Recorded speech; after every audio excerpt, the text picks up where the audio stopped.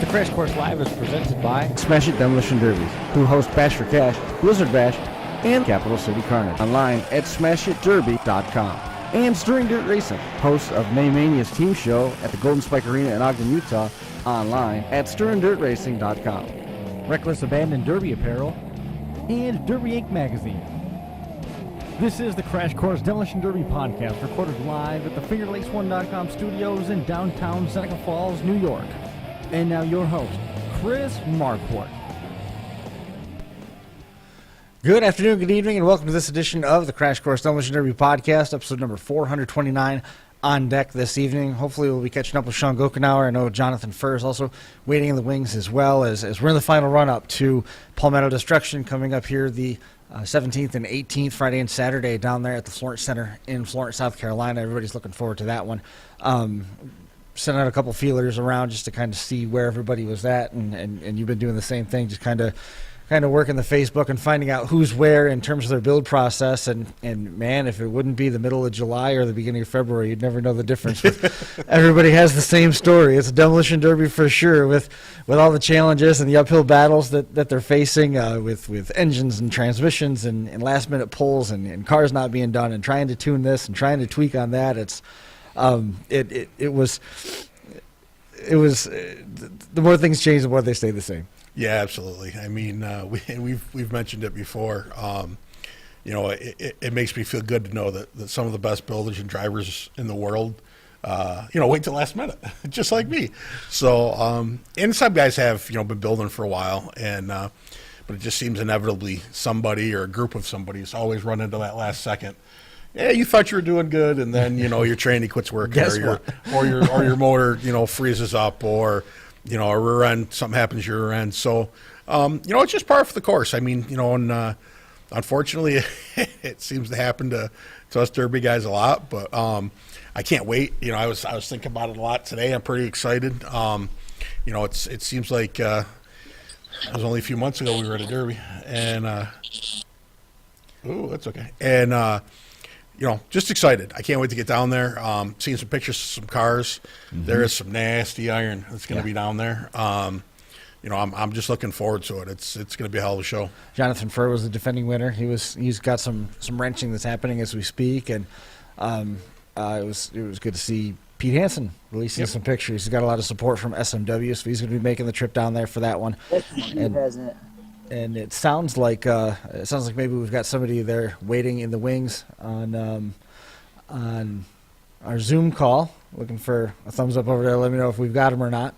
But we've got, I believe Sean Gochenour is dialed in on that frequency. He's been doing a little bit of tuning and stuff to get ready to go. Is that Sean that we got in there?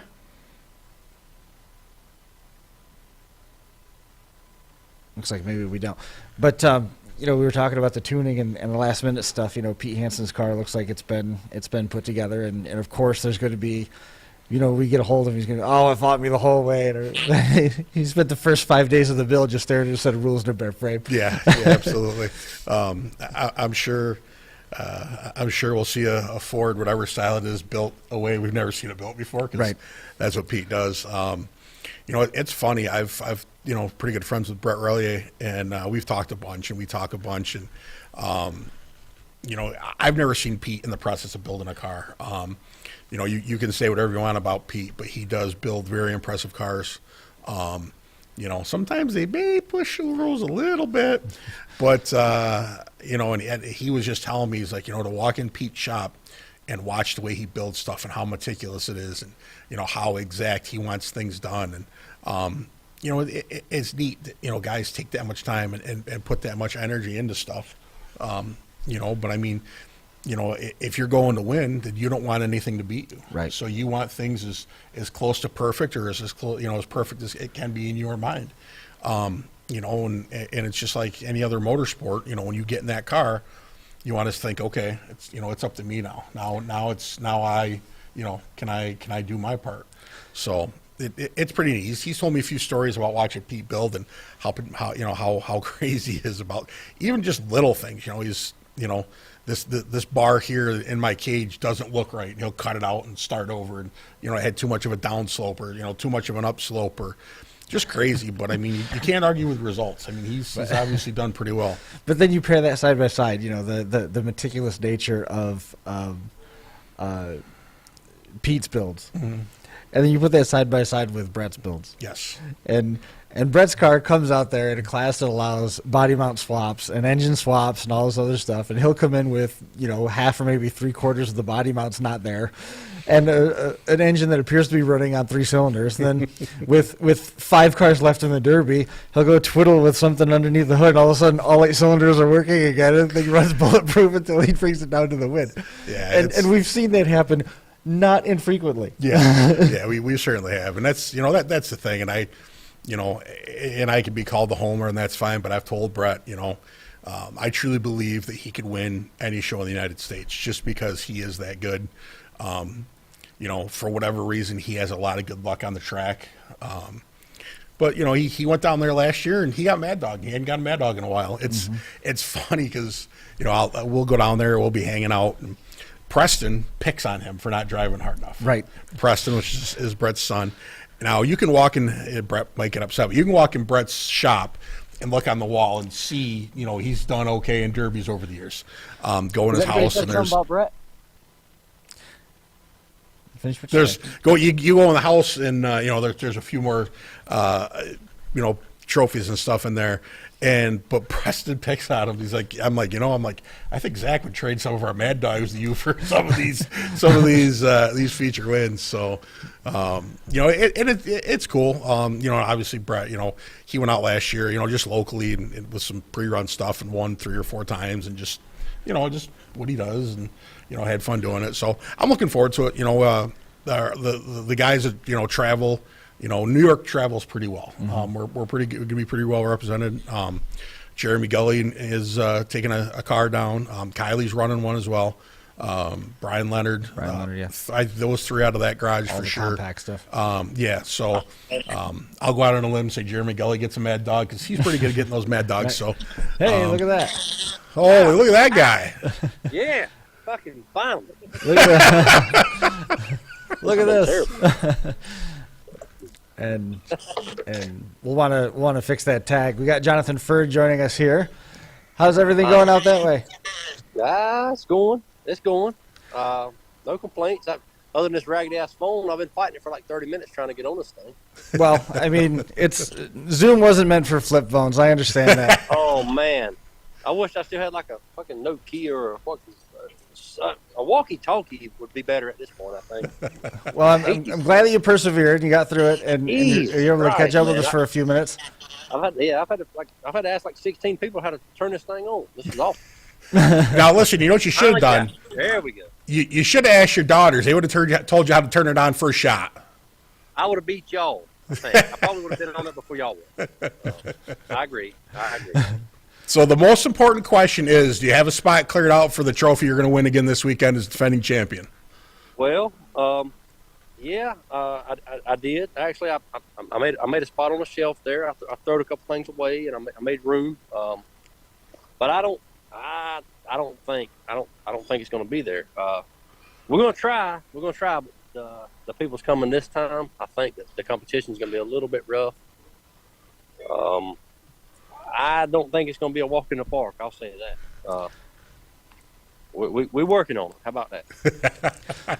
So because you love them so much, obviously you have a 98 to 02 Ford in your garage, and that's what you're building, right, bud? I can't say what I should say. No, I'm not.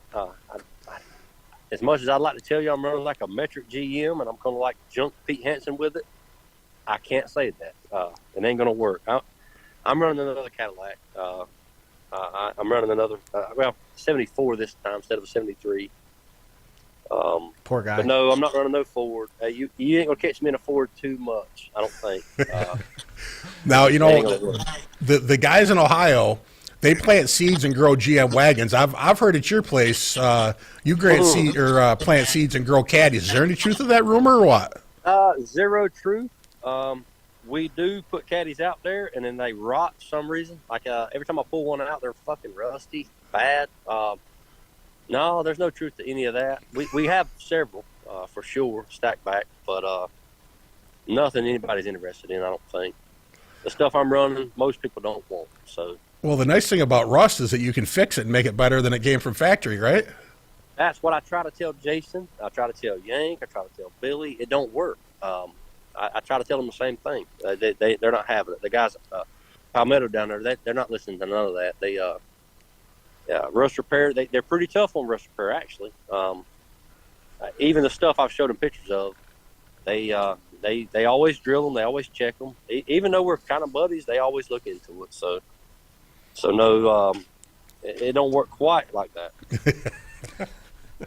The rust repair, it seems like there's at times it's feast or famine. You know, you get a softer car and it might be willing to bend a little bit, and you get the rust repair to work, and everything's great. But it doesn't ever seem like there's a middle ground. It's either really, really good or it goes really, really bad.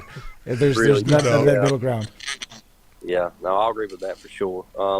Last year worked out okay. I had a really, really rusty car, but they allow, the rules they put out does allow you to patch, the important spots. But they check them. I'll give them that. They do check them. When I first started, I thought, fuck, I'll patch this and I'll patch that and I'll overlay it and I'll make it tough. But they're pretty tough on rust repair, but they don't mind you patching an old iron car as long as you do it, within the rules for the most part.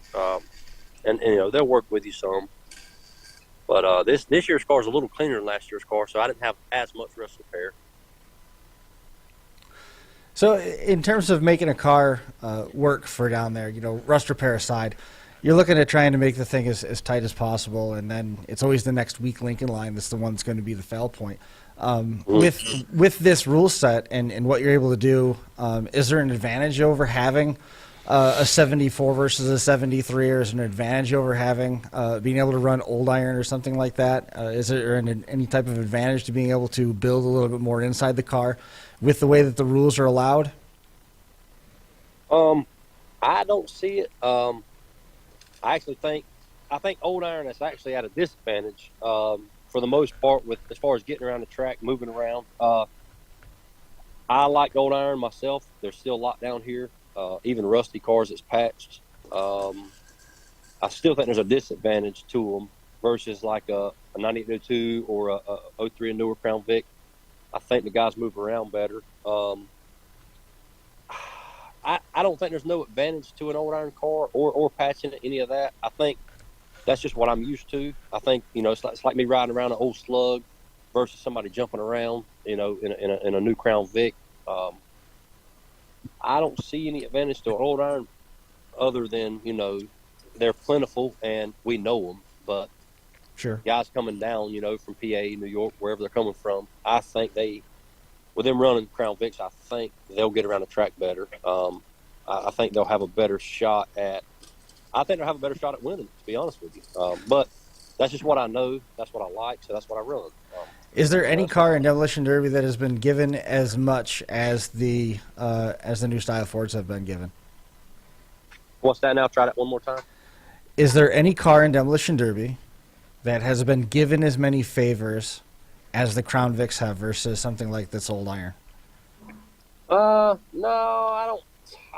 No, I think the old iron's been around so long, everybody knows kind of what's going on with them. I would say if you're going to try to get away with anything, it would probably be maybe on a new iron down this way. Even our guys, we don't know them.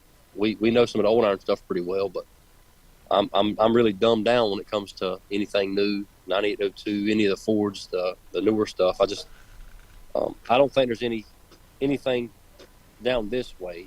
Maybe up that way. You probably get away with something in the old iron up north more so than a Ford because there's so many more Fords running that way. Mm-hmm. With the different drivers list and the different attention that's being put on Palmetto this year, what do you think the pace is going to be like compared to what you've seen in years past? I'll be honest with you. I think it'll be the same ish. But I think the talent, is coming in. I think they allowed 20 more cars this time. Mm-hmm. I think it was 60 last year. I think it's 80 this year. And then it's some reason it just like I don't know. Like, there's a lot of people filled right up. There's a lot of talent coming in. I don't know if the pace will be any faster. I think the longevity of it will be a lot harder to keep up with. You know. Hang on, baby. 1 second. I'll be right with you. Thank you, sweetheart.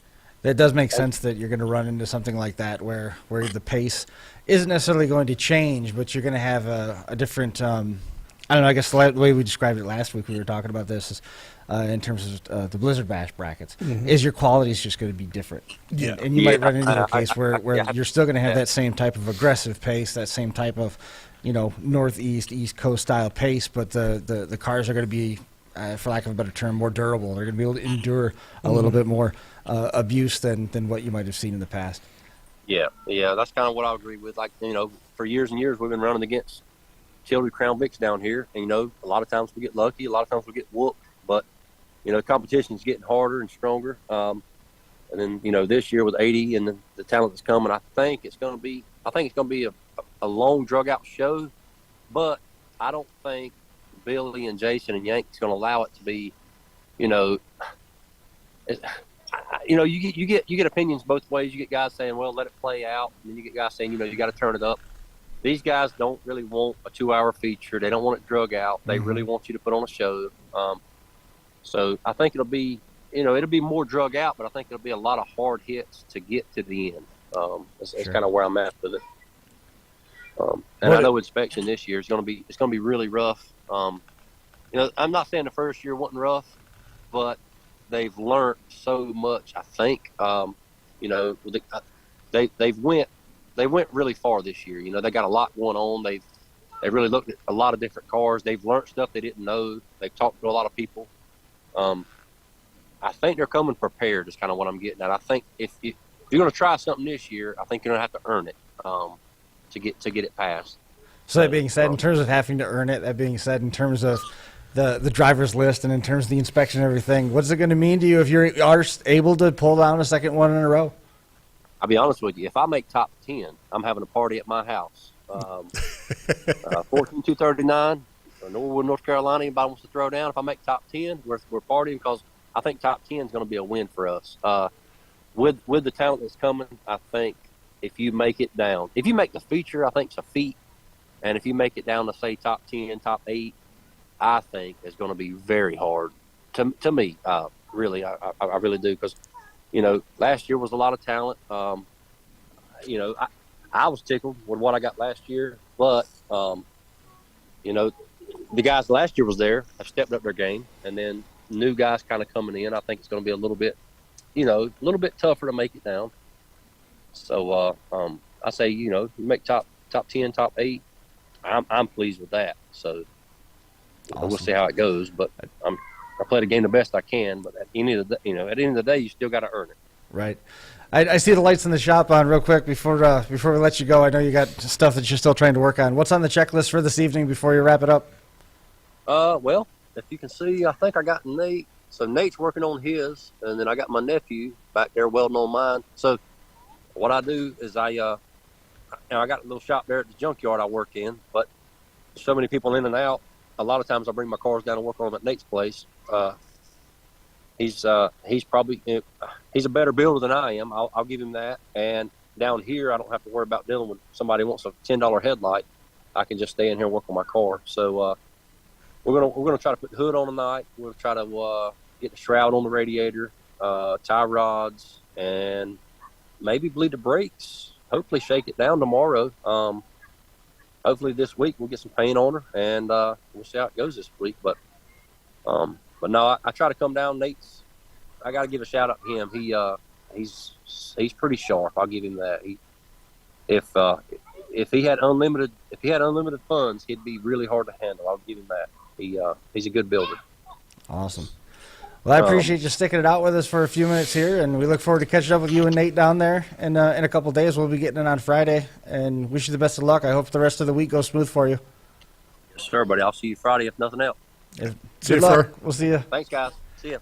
Thanks. I'm glad he was able to get that to work. It was cool to see him walk around. It's like, Yeah. how many people were like just not listening to what he was saying and scoping out was in the background, right? Yeah, no doubt. First a very He's cool such a guy. good guy. Yeah, we've got to know him over the years. He's been up and run Bash. He's run twice, I think, at Iron City Nationals. But just a very calculating driver. He'll get after it when he has to, but he's definitely more on the calculating side. I think he's being very humble. If you're going to have to beat Fur to win down there, he's going to be there at the end. That's just how he is. So, it's going to be a hell of a show, man. I'm really looking forward to it. For sure. We got a couple. We got a break that's queued up.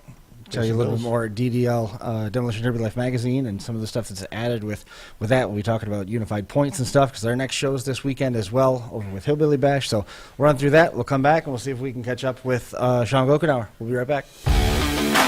SmashItDerby.com presents Capital City Carnage live from the Stormont Vale Expo Center in Topeka, Kansas.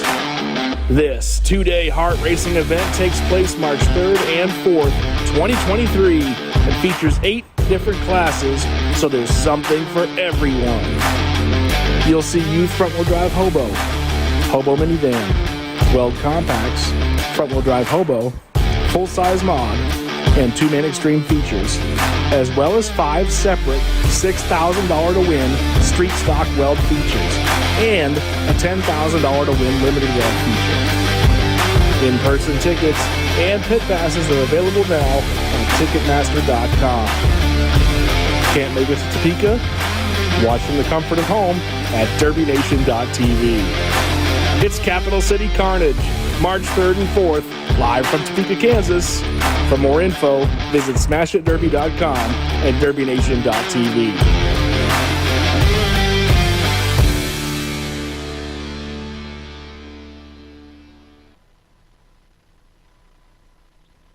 And we're all looking forward to this one. Palmetto Destruction coming up on the 17th and the 18th of February. 7 o'clock start time on February. This one event's presented by Jeffy's Fab Farm and Carolina Derby Promotions. It's going to be airing live on Iron City Productions TV and only on DerbyNation.tv as well. It's a 2-day show from the Florence Center in Florence, South Carolina. Looking forward to getting out there for this one, February 17th and 18th. Saturday is going to be 6 o'clock start time. We'll be going live about a half hour before showtime for a little bit of a pre-show, give you an update on where everything is at. Again, Palmetto Destruction, February 17th and 18th, with Carolina Derby Promotions airing on Derby Nation TV, presented by Iron City Productions TV. And looking ahead, the 2023 Hardcore Tour is going to be kicking off in just about 3 months' time from where we're at right now. May 13th is going to be the Compact Madness Team Show in Stoneboro, Pennsylvania. 3-man compact team show, Lunar Weld Dominator class, Light Weld Warrior class, Motor Swap Gladiator class, Street Stock Compacts, Smith Metalworks Youth Full Size and Power Wheels on the schedule there for May the 13th for the early kickoff. That's the battle at the Borough in Stoneboro, PA. Then the season will take a break until July the 22nd, King of the Hill at Jacktown Fair in Windbridge, Pennsylvania. Power Wheels, Light Weld Warrior class, and the Hardcore Compacts. And that's going to bring us around through the month of July to August 11th. Cass and Coal Country, that's the Greene County Fair in Waynesburg, Pennsylvania. Power Wheels, Light Weld Warrior class, Hardcore Compacts, and Street Stock Compacts. And then looking past that a little ways through the month of August, the 12th of August is Washington War Zone, Washington County Fair in Washington, PA. And they have a second night on the 18th, Washington War Zone. The first night has Power Wheels, Full-Size Motor Swap Gladiators, Smith Metalworks Youth Full-Size, and then Limited Weld Dominator class. And then the second night is Power Wheels, Hardcore Compacts, Street Stock Compacts, Light Weld Warrior class, all online. Follow along on the very busy Facebook page that Frankie Guy takes care of at Hardcore Derby Promotions. And also you can stop by and get more details from them. Looking ahead at the annual SMW Derby Expo and Spring Meetings coming up on the first weekend of April. Again, check out Frankie Guy on Facebook or visit the website, hardcorederbypromotions.com. Where'd you go? I believe we've got Sean Gochenour joining us here to talk a little bit about some of the craziness that he's been putting together to get ready for Palmetto. Is Sean there? Yeah, I'm here. You go. Hey, there's Sean. Is this the new shop or is this the new shop? This is the new shop. This is the new shop? Kitchen here. And it now. looks too clean to build derby cars in. What's that? Said it looks too clean to build derby cars in. The kitchen area is still somewhat clean. If I showed you the floor, you'd think otherwise. So But- what are you putting together for Palmetto? I only know how to build one car, Chris. I've got a Lincoln coming together. When we were talking earlier today, Sean was talking about having to do a little bit of tuning, and Sean down there in Woodstock has got a phenomenal reputation of building Ford stuff and running Ford engines in it. And it's been like kind of we were talking with Jonathan Furr. It's been situations where it's feast or famine. Things have gone really, really good, and then the sometimes the harder the cars are, the more monstrous the cars are. It starts to pass a threshold and go the other way. Have you found a sweet spot at this point of blending all of the heavy built stuff that you put together into a car and leaving some of the softer elements so that it's not the violent output that sometimes occurs? Yeah, that's Jonathan's right, man. It is a balance. It's what we're building, it's trying the new stuff and to stay, I don't even want to say ahead of the game, but to try to keep up with the game. It takes a lot. It takes a lot of work, and your growing pains come with that. So every time you try something new, it changes this about your car, it changes that about the drivetrain, and and then working out all those bugs. It's difficult. I tried some new stuff this year, and with the car I'm putting together, and it's been interesting. I've been a week on shaking this thing down, and I'm still not happy with it. Were you able to figure anything out before we got you on the Zoom call? Yeah, that I had a bad fuel pump, and that I need to replace the steering box. Oof. Every time I test it, man, it's something else isn't right. So. We've often talked about how the harder you build a car, there's something else that's going to be fail safe or a fail point, and no truer was it than watching Sean at Woodstock at the old complex way back when the stage was still no back when the stage was on the infield. That's a conversation for another time. He built this Frankenstein machine. This was and the fail point was the welds on the top of the fuel cell. He was running a methanol in the car at the time, and the car was so hard when you start putting all the sum of all parts together. He hit, I don't remember who he hit, it was right near the stage, and he hit so hard that the forward shear force ripped the welds off the top of the RCI gas fuel tank that he had in the back of the car. And and initially you didn't know it, but it cracked those so hard that you started to get that burn in your eyes, and you knew something bad was going on. And if I'm not mistaken, I think Shane Hammond had the same thing happen to his tank as well. So they've changed that out. This was going back several years, but it's again, it comes back to those things, that fine line that you have to walk between making the thing super hard and flirting with the silly things you don't expect to have happen going wrong. And I guess that's the dance that everybody plays when they're trying to build a derby car, Sean. Yeah, that's it, man. Who would have ever thought? They weren't, they were a name brand fuel cell at the time. They were aluminum, which we thought was okay for methanol. And, I didn't necessarily say we had the best of the best, but we thought we had something pretty good, but I never guessed that would have been an issue. And here, we both ran both those tanks for 3 or 4 years, and it's crazy. Both happened same derby, same heat. The weld split on them, and then Ryan Ostrander got a whole lot of my money. That's awesome. But he, I called him, told him my problems and stuff that we had, and he put us together some tanks that I feel are dang near bulletproof. So they're gusseted, and they've got corner supports in them and all kinds of stuff, baffles in them. He did a really good job with them. But I think we bought, 10 or 12 tanks from him now, from between me and Shane and a few of our friends.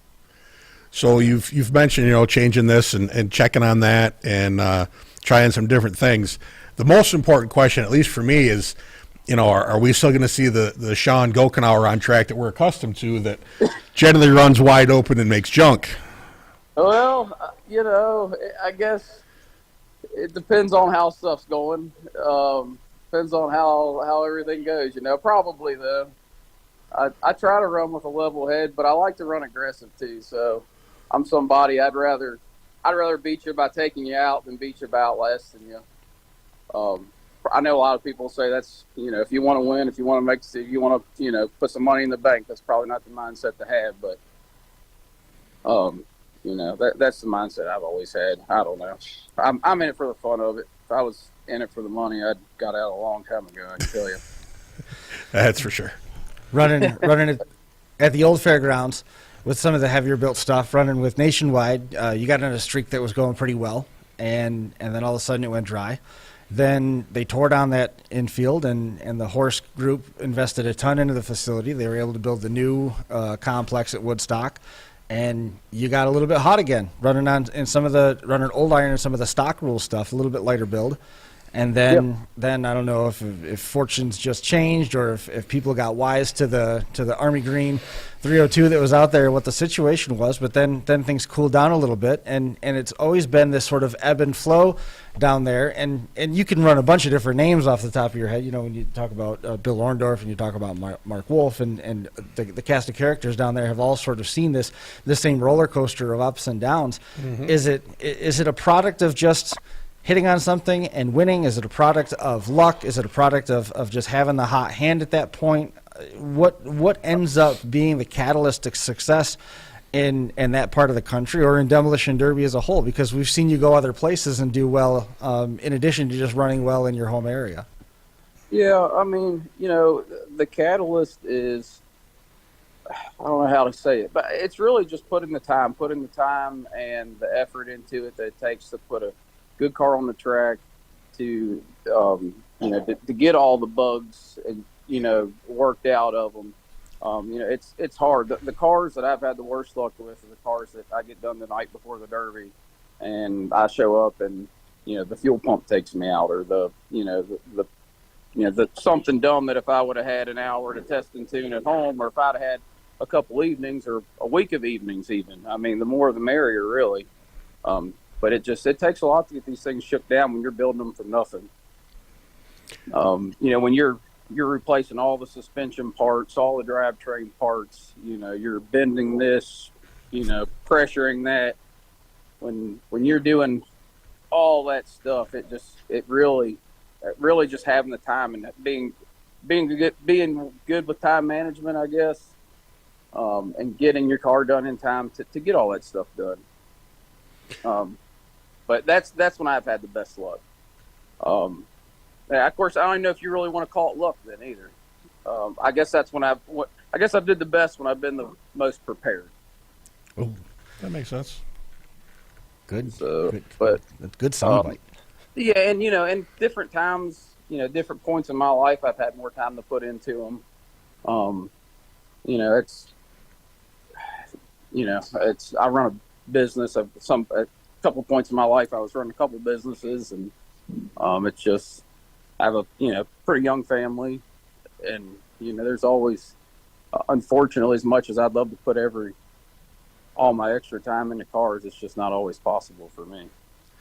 What was the car that just walked past there? Which one? There's like 6 of them in the shop. I thought I recognized one of the roof sides back there. That's blast from the past. Oh yeah, you probably did. Yeah, that one right there. That one. Might not appreciate it, but is Danny Manning running down there? Huh? Is that Danny Manning? Yeah. Well, that's cool. I'm excited to see that.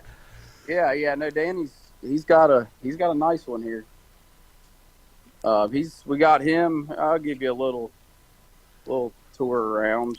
I think this is the first time I've seen the shop now that you've got it all done. This place is gorgeous. I mean, you have your own inventory racks in the roof. Yeah. But we're still working on it. I got it done just in time to do a little Blizzard Bash party, and as soon as Blizzard Bash was done, I think the next day we started pulling cars in. So it's not done, but we're getting there, man. And you guys were working on another shop at some point as well? For the business, I believe, right? We had one for my brother that we did back a few years ago. I don't know if you were ever in that one or not. I'm not sure what shops I was in, because it seems like you guys change shops like I change socks. Well, I'll probably be in this one for a while. This one's built about, I don't know, 150 feet from my house. So. Well, if you're going to build one, you might as well build the one you want, right? Yeah, that's it. That's it. Well, luckily, I had to have a construction company, so I can kind of Make it work. add as I need to, I guess. Right. But yeah, no, I'm in a '69 Lincoln Coupe, Continental Coupe is my ride, and we have Hammond here. He's in the wagon. Good choice. And he's got a little work left to do. But then we got a couple of youth cars going over here, a couple of our buddies. But they're both coming right along. So I think weld some doors shut on one, and the other one I think it just needs a little tuning. But yeah, we're getting there. We'll be ready. What do you have in your car? 302? What's that? 302 in your car? Oh yeah, yep. Little 306, not much. Just enough to get you in trouble. Yeah, it moves the car around okay. I'm going to guess and say it's running on alcohol. Yeah, yep.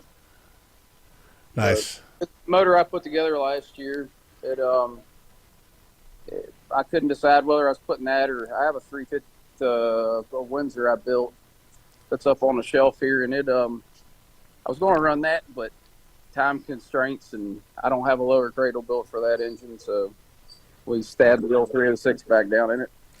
Wait, that 350 Windsor, that's not the same one that was hydro. It was like hydrolocked. It was generating so much compression with the fuel inside. It was bending the connecting rods on the pistons.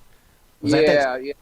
You got to be careful when you start bumping compression with dome pistons and small combustion chambers. It doesn't take much fuel to hydrolock them, and I've unfortunately hydrolocked and bent rods in a few engines. So just when you're in a hurry, like I said, that goes back to last minute stuff. Unfortunately, every time it's happened, it's been last minute. But now you won't see me touch an ignition switch till that motor's made 2 or 3 revolutions before the ignition comes on.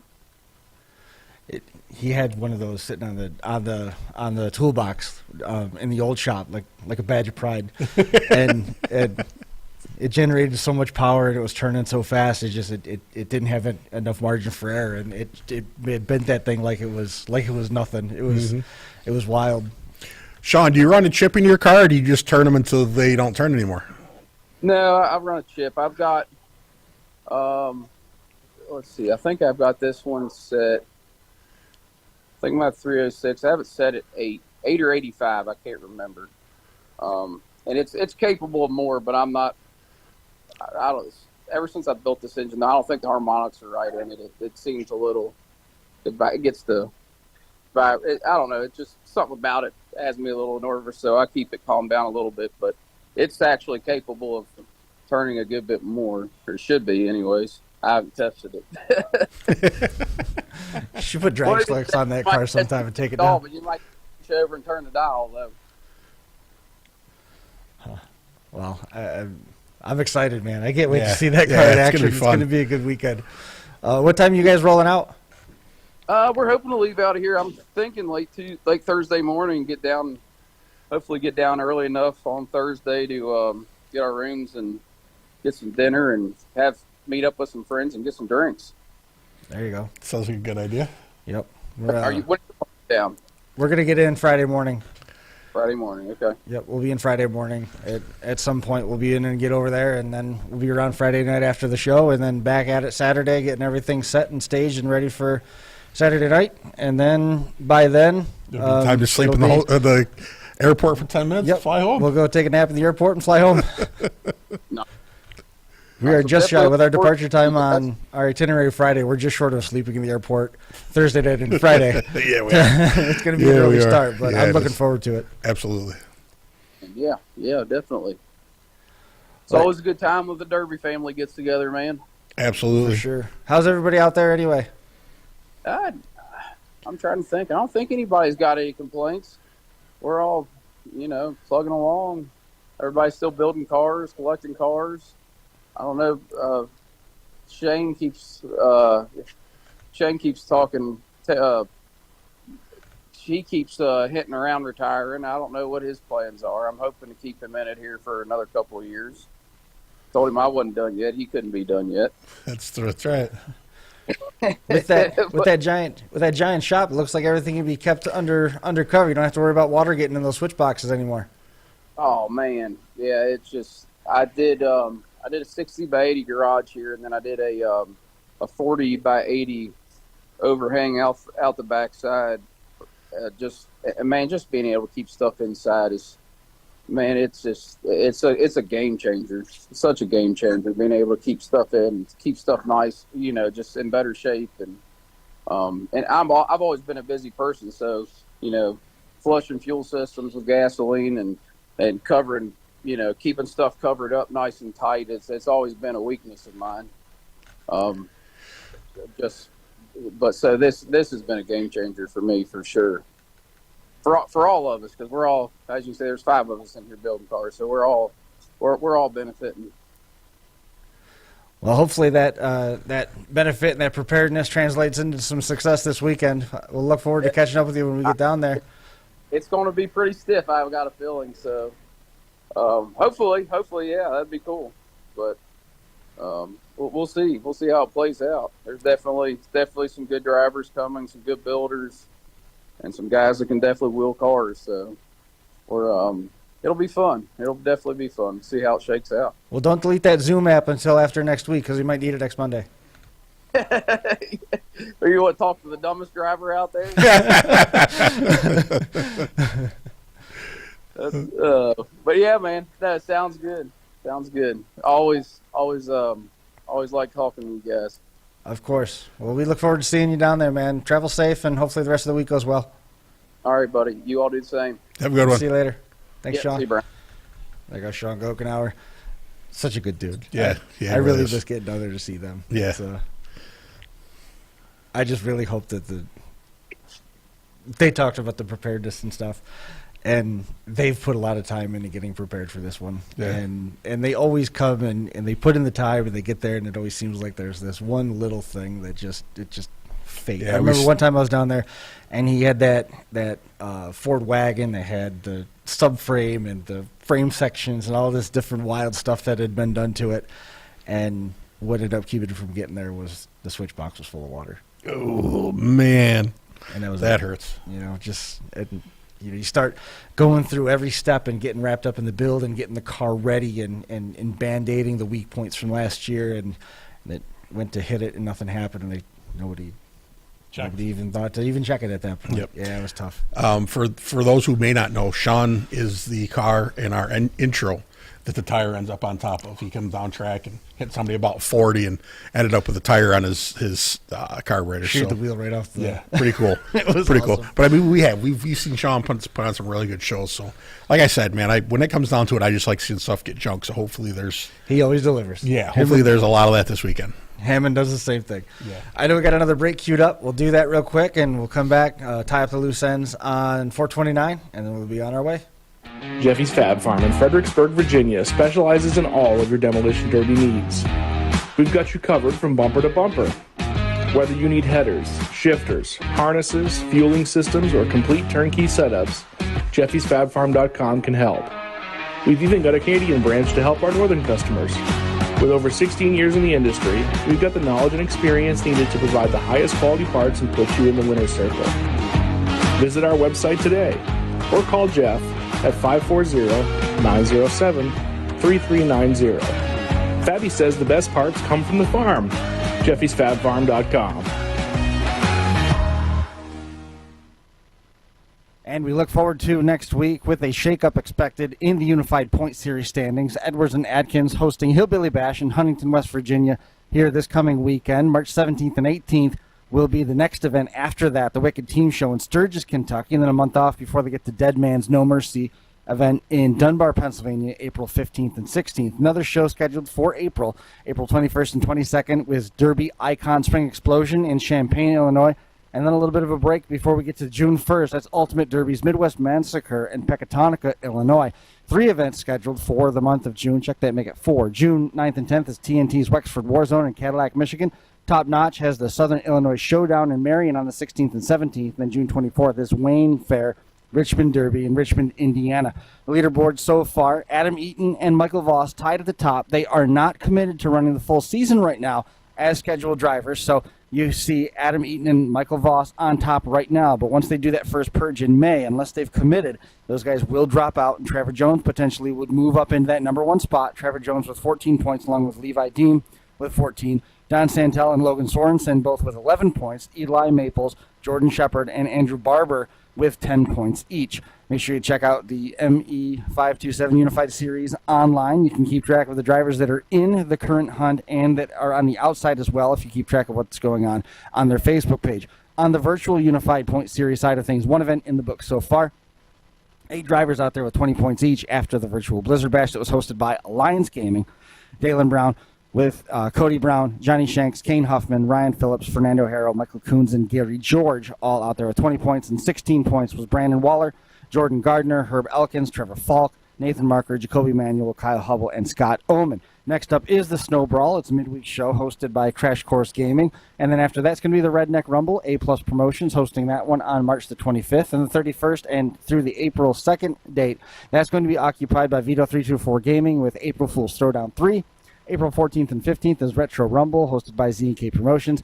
The 22nd and 23rd is going to be River City Rampage, hosted by Hellbent. And then April 29th and 30th is going to be Diggs' version of the San Filippo Smash. And then that brings us to the first week of May with Crash Course National 6. The Server Wars event, May 19th, is Border Wars, hosted by Wardell. And that takes us through the first part of spring before we get to June. And again, it's going to be that abbreviated season this year. So the season is going to conclude 2023, going to wrap up September 28th, 29th, and 30th before the 2024 season kicks off. And as you can see, there is some scheduling. Again, make sure you check out ME527 announcing and ME527 Mark Elliott on his Facebook page. You'll be able to follow along with all the standings, both virtual and real life, as it plays out through the 2023 season. I want to take a minute to tell you about Demolition Derby Life magazine, home of the hottest action motorsports magazine on the market. With over 40 editions published to date, Demolition Derby Life has grown to be the most prominent publication in the Derby community. Featuring everything from promoters to events and drivers and builds, each monthly release offers unique insight into the hardest-hitting sport in the country. In 2016, the Droz family set out to bring the wild world of Demolition Derby to fans across the world on DemolitionDerbyLife.com. The original site focused on national event listings and providing primary resources of context for drivers and fans alike. After expanding their travels and involvement in the Northeast Derby community, the group shifted their focus on making a big move in Demolition Derby as a whole, releasing a magazine. Today, Demolition Derby Life provides one-of-a-kind bi-monthly publication that covers events, drivers, and derby action across the United States while continuing to expand and grow the sport. One of the ways they're doing that, they've released an app. This app has been designed to serve as a unified media platform for happenings across the derby community. One of our primary features on the app is a media page that highlights recent releases from podcasters, videographers, live stream services, and more. You can find out about the event directory. There's event information up there. There's different news avenues that you can find on there as well. The Demolition Derby Life app is entirely free for fans to download and use, and it will only feature Demolition Derby-related content. So jump on there, check that stuff out. It's really cool. Full-year subscription to Demolition Derby Life magazine is $60. Bi-monthly releases through the course of the year. Past issues are available. All this information and more, and directory to how to download the app is online at DemolitionDerbyLife.com. Check them out. Demolition Derby Life magazine online, DemolitionDerbyLife.com. And we're back just to put the finishing touches on number 429. Appreciate Jonathan Furr and Sean Gochenour making some time for us. It was so cool to see the background, and that's what motorsports is all about, is seeing stuff in the background. I'm sure if we were to have ever had the opportunity to have an interview via Zoom with Jimmy Johnson from Hendrick fame, we would have seen the same thing in the background, right? Yeah, pretty much. I'm sure he works on his own stuff at home. Without a doubt. At least at one point he did. You excited? Yes, I am. I'm very excited. I've been looking forward to it. Like I said, I watched it last year. I think Alex was there last year. I watched Alex it. Is gonna. That's a good point. Alex is going to be there this year too. So I watched it on his stuff, and good. It was a great show, man. I'm very excited to to be part of it for the first time. There's just something about an indoor derby, man. It gives you a vibe. You know what I mean? So very excited. Looking forward to it. Just can't wait to get down there. Hopefully I'll be able to sneak over and do a little time in the inspection line, see how things are going there. Looking forward to it. I am more nervous about this one than any derby that I have been in recent memory because I've never done the running of the indoor show before. So my apprehensions are very high going into this one because we haven't done it. I've worked on the indoor productions before. A couple different places, but no, that's not what I'm talking about. Is we need to do the setup. We need to run the cables and that's all that easy. stuff, and it's a little bit different when you're running indoors because you have to get around obstacles versus outdoors. It's like, well, if it has to go there, just run it that way, and you're good. It's a little bit different, but I will feel as always the best that I feel all weekend when the derby concludes Saturday, and we head to the airport to go take it out. This is true. I've definitely mentioned it a lot. Chris is, you definitely usually breathe a sigh of relief as we're on our way home or on our way to an airport. That's usually, on air, you're obviously Chris Marquardt, the best in the business, but, on the way home, you're usually calmed down and everything's kind of a relief. And, it's a much different show behind the scenes when the cameras are off and the derby's not over yet. Yeah, we've had that happen, but we've also been to an indoor show that many people have probably heard of, and they couldn't get the signal to go out. Chris said, "Hold on, give me a minute," and within 15-20 minutes, it was okay. We can do it this way, but just let me know. And the people that were supposed to be doing it were not happy that you'd figured it out that quick and really didn't want you doing it with your own computer. But I'm just looking forward to it, man. We have a great time when we're on air together.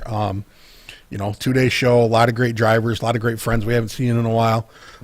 It's going to be great. It's going to be available on DerbyNation.tv. Of course, if you can't get to Florence, it's always your option to watch it. We're going to be producing it through Iron City Promotions TV.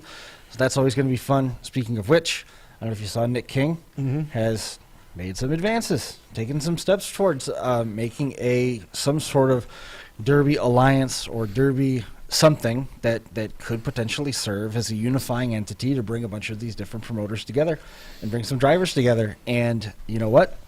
That's how Dirt started. Up here, Dirt had a couple visionaries with Glenn Donnelly, and they had a couple ideas. So, again, keep going.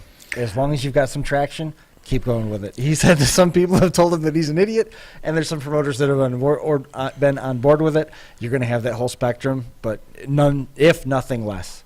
He's got traction. After we talked last week after the show, I did a little reconnaissance, just looking at some stuff here and there, and I'm not going to mention names, that'd be inappropriate, but I don't understand how in one breath you can say how much you want to help the derby world, but in another breath, everybody else is doing it wrong except you. Like, I don't think that's a teamwork mentality. And the only way you're going to make this successul is through teamwork. There's some people are going to have to, check some egos and some feelings are going to get hurt. And, you got to deal with it professionally. If people want to truly do best for the sport, that's what it's going to take. For sure. Another opportunity on the table, which I think is excellent, for those that are hosting upcoming events or anything. Make sure you jump online and check out that app. Demolition Derby has its own app right now, which I don't know if it's new or not, but it's just really cool that Lexi Droz and the Droz family has been able to springboard the magazine into a one-stop shop for media entities and news hubs and events and stuff like that. So that's kind of cool. Check that out. And then you talked about Alex Vasco. I reached out to him about coming on the show tonight. I didn't hear anything back from him. He's been working on the podcast projects with TJ and with TJ McCulloch and what they've got going on in their circles. So Monday may not have been the best day for him. I honestly didn't even give that any thought when I initially reached out to him. But he's going to be down there. And hopefully when we're down there, we will be able to squeeze in some free time and catch up with him to button up our plans for this year. So as we get ready to wrap this one up, we'll leave you with some highlights from 2021, because we don't have 2022 yet because we're in 23. Math's tough sometimes. We'll leave you some highlights from Alex Vasco, and that's going to do it. Make sure you check it out. Palmetto Destruction, North Carolina Derby Promoters online. You can check them out on the web. make sure you mention that you heard about them on the Crash Course. And if you can't make it to Florence, jump on DerbyNation.tv. You'll be able to see all the links for that in live time, and you can join us virtually through the wonders of live streaming. You can watch it all from home. That's going to do it for episode number 429. Appreciate everybody hanging out with us, and we're going to be back again here next week to recap all the action that happened at Palmetto and at the Hillbilly Bash that was part of the Unified Point Series. We'll see you again next time. Where'd you go? We did the derby. Ow, my head! You went to a derby?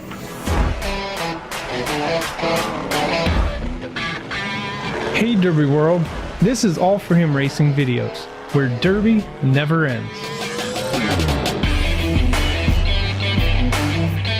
We have people come up and ask, what is All For Him Racing Videos? And the answer is a YouTube channel dedicated to growing the sport of demolition derby in a positive and fun way.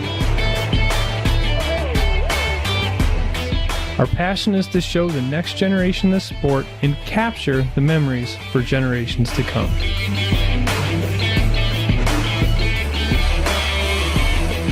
We're just trying to show that you can be a Christian, do crazy and exciting things like demolition derby, and just spread the word.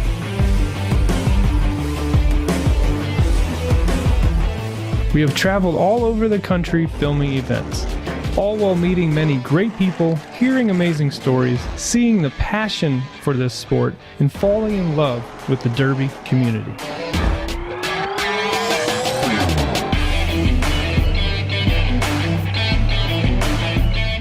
We have grown to be the largest demolition derby channel on YouTube across the world, with millions of views within our large library of videos. We love what we do and can't wait for what the future has in store. We always want to be a place for positive, exciting, and action-packed derby videos.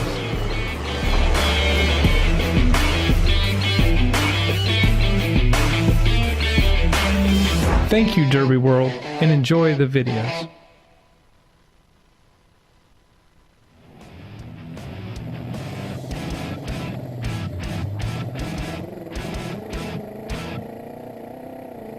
The Crash Course Live is presented by Smash It Demolition Derby, who host Bash for Cash, Blizzard Bash, and Capital City Carnage. Online at smashitderby.com. And Stirring Dirt Racing, hosts of Maymania's team show at the Golden Spike Arena in Ogden, Utah. Online at stirringdirtracing.com. Reckless Abandon Derby Apparel and Derby Inc. Magazine. This is the Crash Course Demolition Derby podcast, recorded live at the FingerLakes1.com studios in downtown Seneca Falls, New York.